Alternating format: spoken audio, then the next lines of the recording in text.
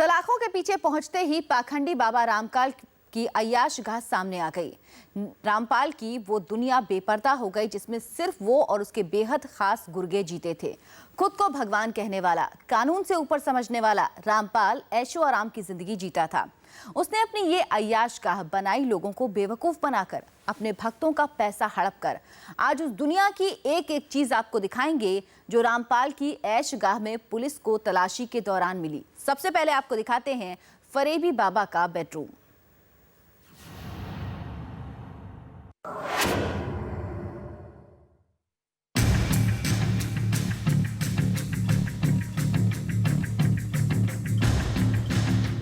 यह है फरेबी रामपाल की सबसे बड़ी अय्याशगाह, रामपाल का बेडरूम।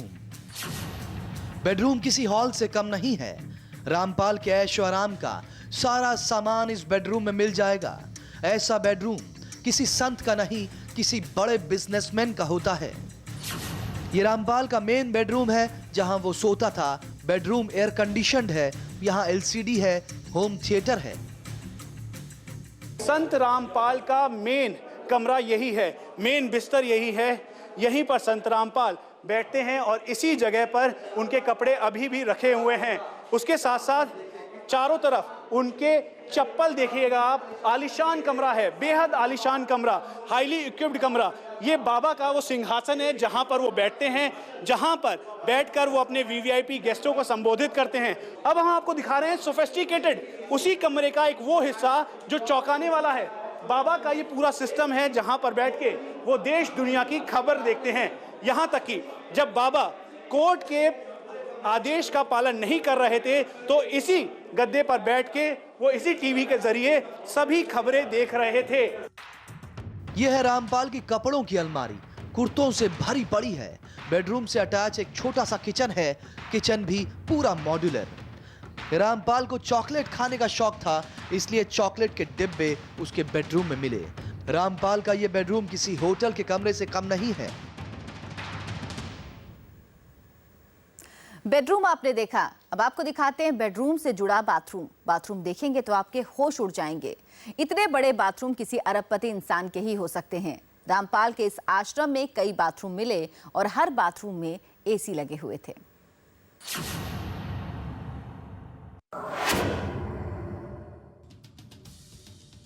ये एसी रामपाल के बेडरूम में नहीं, बाथरूम में लगा है।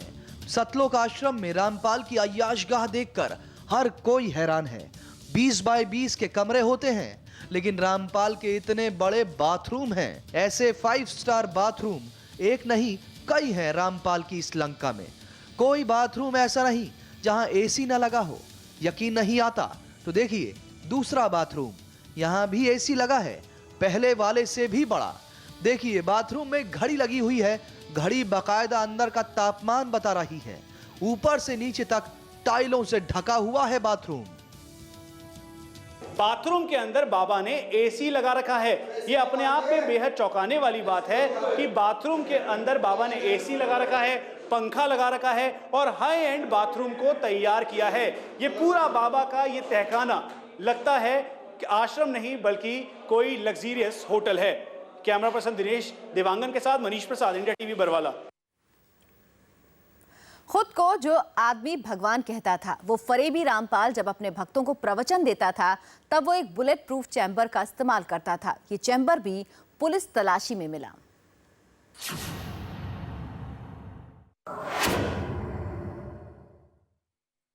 रामपाल जहां बैठ करके उपदेश देता था, जहां बैठ करके, और ये जो जगह हमको नज़र आ रही है, ये जो शीशे नज़र आ रहे हैं, इन्हीं के बारे में बताया जा रहा है कि ये जो शीशे हैं ये बुलेट प्रूफ शीशे हैं, ऐसी जानकारी मिली है। और यहाँ पर इसको भी पुलिस ने टेक ओवर कर लिया है। हम इस समय उस जगह पर हैं जहाँ पर बैठ करके रामपाल प्रवचन देता था, खुद को भगवान कहता था। ये देखिए, ये वो शीशे हैं और इन्हीं शीशों के बीच की वो जगह है जहाँ बैठ करके वो प्रवचन देता था। और ये साउंड सिस्टम, बैटरीज, रिकॉर्डिंग का सिस्टम, अद्भुत पूरा यहाँ पर तैयारी है। जैसे लग रहा था कि अपने आप में ऐसा सरंजाम इकट्ठा किया गया है।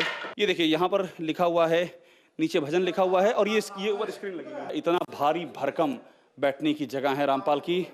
यहाँ पर बैठ करके वो प्रवचन करता था। पूरी जगह यहाँ से दिखाई पड़ रही है।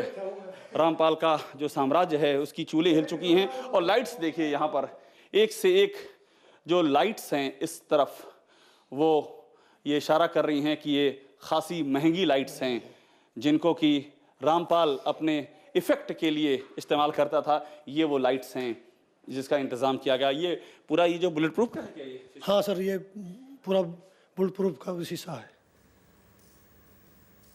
रामपाल की इस अय्याशगाह में बड़ा सा एक स्विमिंग पूल भी था जो इसके बेडरूम के ठीक नीचे था। आपको दिखाते हैं फरेबी बाबा का ये आलीशान स्विमिंग पूल।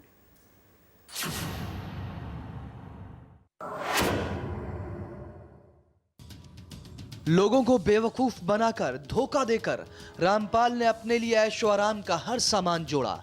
अपने इस तिलिस्मी किले में बड़ी अय्याशगाह बनाई।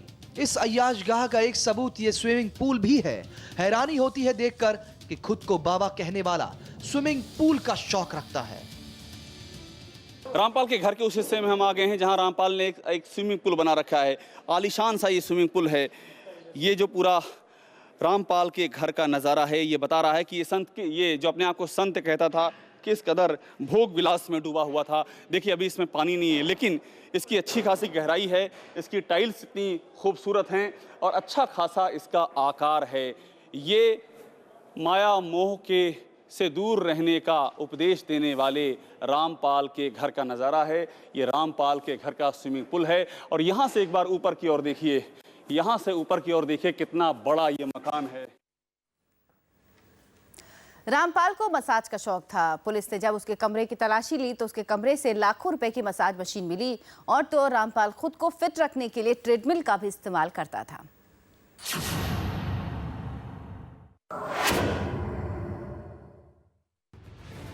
रामपाल अय्याशी की दुनिया में जीता था।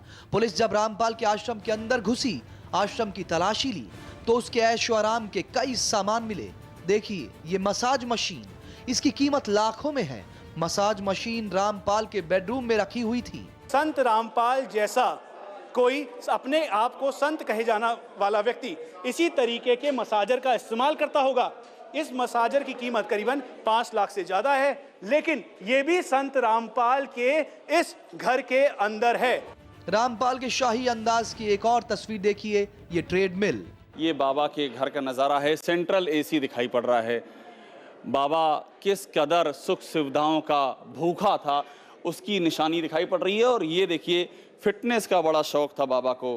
बाबा अपने आप को एकदम फिट रखना चाहते थे और ये महंगी जो मशीनें हैं फिट रखने की उसकी, और ये उनकी फ़ोटो है रामपाल की फ़ोटो जिसमें खुद को उन्होंने भगवान का दर्जा दिया हुआ है। कबीर साहब किनारे हो गए हैं।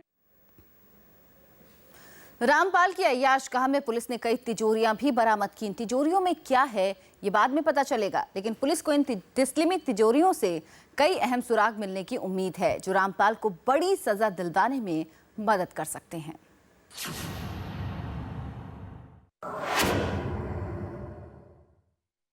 लगातार एक के बाद दूसरे हिस्से में हम घुसते जा रहे हैं रामपाल के घर के, और यहाँ पर आकर के हमको एक और तस्वीर नजर आ रही है।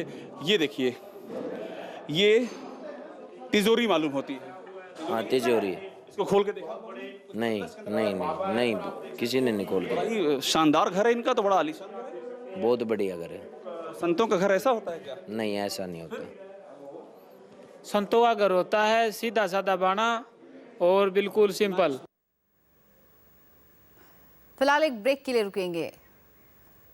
उससे पहले आपको बता दें आज से 8 साल पहले रामपाल के करौथा आश्रम में हाइड्रोलिक लिफ्ट मिली थी, जिस लिफ्ट के जरिए वो लोगों की आंखों में धूल झोंकता था। ऐसी ही एक लिफ्ट रामपाल के इस आश्रम में भी मिली।